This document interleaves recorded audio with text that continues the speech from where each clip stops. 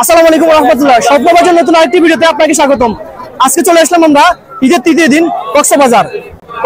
আমরা এখন দাঁড়িয়ে আছি কলাতলী সমুদ্র সৈকত। চলুন আজকে সৌন্দর্য একসাথে উপভোগ করি। আমরা সবকিছু হোটেলে রেখে ফাইনালি চলে আসলাম কক্সবাজার সমুদ্র সৈকত।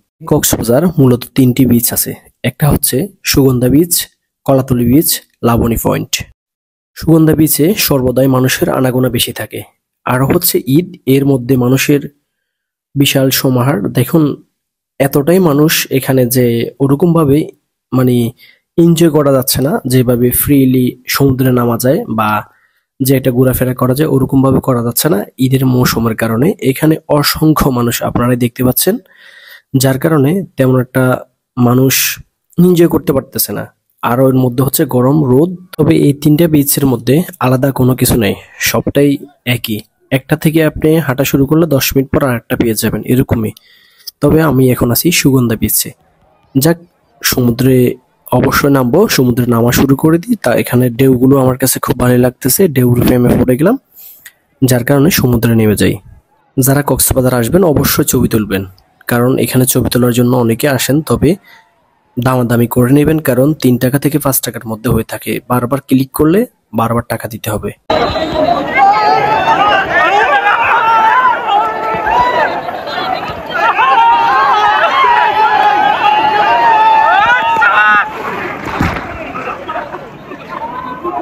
এখানে যারা আসবেন প্রথমে আপনাদের সাথে ঘুরবে ওরা স্পিড বোটে ওঠার জন্য। তবে এখানে উঠতে হলে, এখানে কথা বলে উঠতে হবে।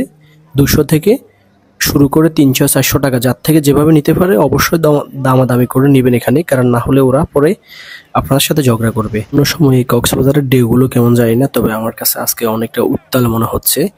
যেখানে সমুদ্রে নামার পরে টিকে থাকা যাচ্ছে না, দাঁড়ানো যাচ্ছে না, এখান থেকে ঢেউগুলো অনেক দূর নিয়ে যাচ্ছে। তবে বিশেষ করে যারা আসবেন বাচ্চারা এখানে নামবেন না, উপরে রাখার জন্য চেষ্টা করবেন, কারণ এই ঢেউগুলো খুব ভয়ঙ্কর। এখানে পানির স্রোত কোথায় থেকে কোথায় নিয়ে যায় বলা যায় না। সমুদ্রে আসলে সবাই যে সমুদ্রে নামবে আসলে বিষয়টা এমন না, অনেকে উপরে থেকে যায়। উপরে লকআপ আছে, লকআপের মধ্যে আপনার প্রয়োজনীয় জিনিসপত্র ওখানে রাখতে পারবেন। লকআপে রেখেই আপনি সমুদ্রে নামতে পারবেন, উপভোগ করতে। যারা এই সমুদ্রে আসবেন সাঁতার জানেন না, তাদের জন্য কোনো সমস্যা নয়। টায়ার আছে জনপ্রতি 100 টাকা করে নেবে, এবং কি এর সাথে রশি আছে, বেঁধে রাখতে পারবেন। আরো কয়েকজন আপনাকে নিয়ে টানাটানি করতে পারবে, সমস্যা নাই। অর্থাৎ আপনি সমুদ্রের মাঝখানে যাবেন না, ভয় পাওয়ার কিছু নেই। তবে এখানে সেফটি আছে, এই টায়ারগুলো নিয়ে আপনি ঘন্টা হিসেবে নামতে পারবেন, ঘন্টা 100 টাকা করে।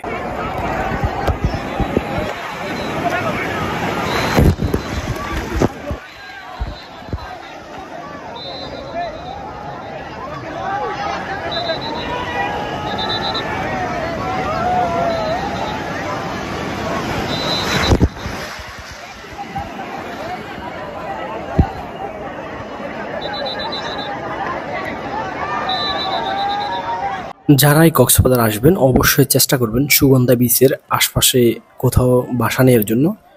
হাই রোডের আশপাশে বাসা নিলে একটু বেশি হবে। হাই রোড থেকে চেষ্টা করবেন একটু ভিতরের দিকে চলে যাওয়ার জন্য, তাহলে বাসা ভাড়াটা অবশ্যই কম পাবেন। এতটাই কম পাবেন যেটা আপনি কল্পনা করতে পারবেন না, কারণ হাই রোডের আশপাশে যে সকল হোটেলগুলো আছে এগুলোতে হাই রেঞ্জের হোটেল, এগুলোতে দাম অনেকটাই বেশি।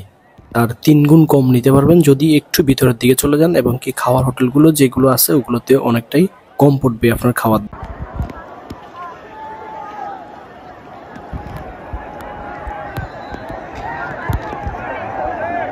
সেই সকাল থেকে ছিলাম এখানে, অনেকক্ষণ ছিলাম, অনেক এনজয় করলাম।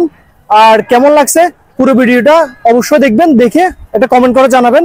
ভালো থাকবেন, আল্লাহ হাফেজ, দেখা হবে পরবর্তী ভিডিওতে। আসসালামু আলাইকুম ওয়া রাহমাতুল্লাহ।